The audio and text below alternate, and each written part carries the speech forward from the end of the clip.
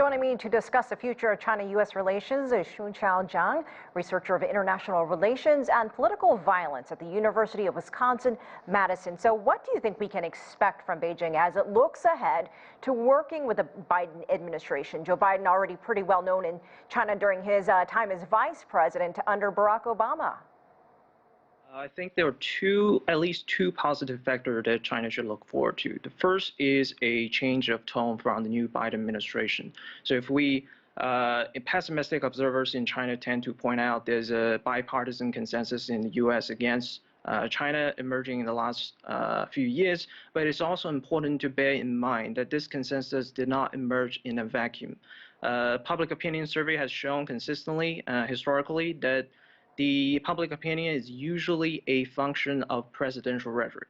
So in that sense, even if the Biden administration can change its tone towards China, towards a more constructive one, that alone would have meaningful improvement for Sino-U.S. relations. So in that process, I expect some short-term progress on some low-hanging fruit issues, such as de-escalation on the kind of generalistic exchange, some aspect of education exchange, the restoration of the U.S. Peace Corps, and Fulbright programs. Well, I got to ask your reaction to this recent move by Beijing, China's Ministry of Foreign Affairs, putting sanctions on former Trump administration officials, especially the timing of this and the message. I think it is pretty important to recognize that the deterioration of U.S.-China relations in the last few months of the Trump administration is partly a function of some of the personal animosity in the Trump administration officials, especially Peter Navarro, Matt Pottinger towards China. So I think in that sense, the message from these latest policy is to hold these individuals accountable for the damage they've done to the bilateral relations.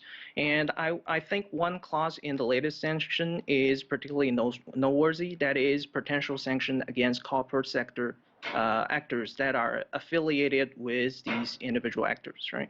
That is because many of these federal government officials and legislators are looking forward to some kind of lucrative career in the private sector after public service. So I expect this to be a meaningful deterrence against similar individual and policies in the future. You mentioned education, but what will you consider some of the first priorities in this reset of the China-U.S. relationship and other areas when it comes to climate, tech? I mean, do you know of any other challenges on that end as well? I think we can be cautiously optimistic that climate can be one of the key overlapping interests of the new Biden administration in China, since he lists the climate crisis as one of his major priority even in the first 100 days. But I would be pretty cautious on how much we can read into that kind of cooperation on climate. That is because in the overall U.S.-China relations, climate, unfortunately, is a secondary issue to the traditional problem of trade and security. So even if China and the U.S. can wholeheartedly work on environment and climate issue, I doubt it's going to override some of the existing challenges and problems. Furthermore, I see some negative indication from the Biden team in the latest policy document that suggests China's Belt and Road project is a way to export pollution.